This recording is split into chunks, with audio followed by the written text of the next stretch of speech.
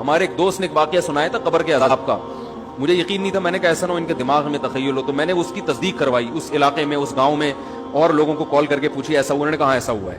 پھر مجھے یقین آیا. وہ قبر بار بار نا اس کو نکال کے باہر پھینک دیتی تھی, بندے کو ڈالتے تھے قبر میں. اس نے بہت سے علماء شہید کروائے تھے نالائق نے.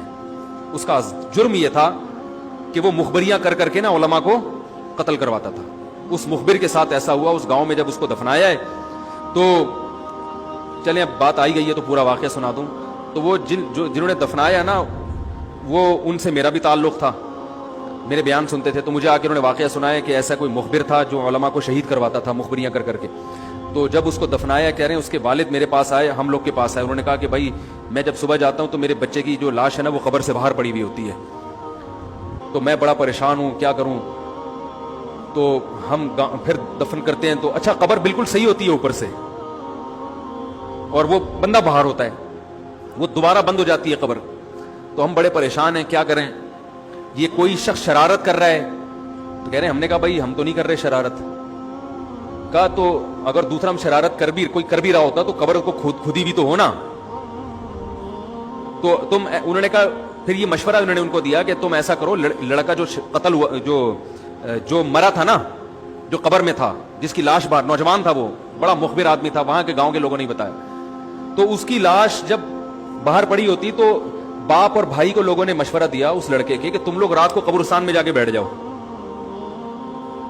پہرا دو کہ کون آتا ہے نکال کے جاتا ہے اور قبر کو پیک کر کے چلا جاتا ہے. تو وہ صاحب مجھے بتا رہے تھے کہ اگلے دن وہ چیختے ہوئے آئے ہیں, چیختے ہوئے, باپ اور بھائی جو ہے نا. کہہ رہے ہم نے رات کو منظر دیکھا کہ پہلے ہمیں رات جب اندھیرا ہوا ہے نا تو قبر کے اندر سے چیخنے کی آواز آئی, اور ہمارے سامنے قبر کھلی ہے تو ہم نے اس لڑکے کو دیکھا کہ آگ جل رہی ہے اس کی لاش پہ, اور وہ ایسے ایسے اپنے سر کو پیٹ رہا ہے. کہہ رہے ہم تو خوف کی وجہ سے بے ہوش ہو گئے, ہمیں نہیں پتا اس کے بعد کیا ہوا. ہوش میں آیا تو وہ لاش باہر پڑی ہوئی تھی. تو میں نے کہا یار پھینکو بھی دنیا میں کم نہیں ہوتے. تو میں نے پھر تصدیق کے لیے ایک دو لوگوں سے رابطہ کیا, انہوں نے بتایا کہ ایسا ہوا ہے ہمارے ساتھ. تو یہ جو ترکی کا جو تھا نا عطا ترک, وہ مصطفیٰ کمال کو میں اکثر بیچارے کو کمال عطا ترک جو ہے نا, تو وہ غلطی سے کئی دفعہ میں نے کمال عطا ترک کے چکر میں مصطفیٰ کمال کا واقعہ بیان کر دیا. وہ مصطفیٰ کمال کا نہیں ہے, وہ کمال عطا ترک ہے. تو بھائی مصطفیٰ کمال اگر سن رہے ہو تو پیش کی معذرت. تو کمال عطا ترک کا بھی یہی ہوا ہے, مسلمانوں کا قاتل تھا, علماء کا قاتل تھا. ترکی سے خلافت اسلامیہ کو اس نے ختم کر دیا.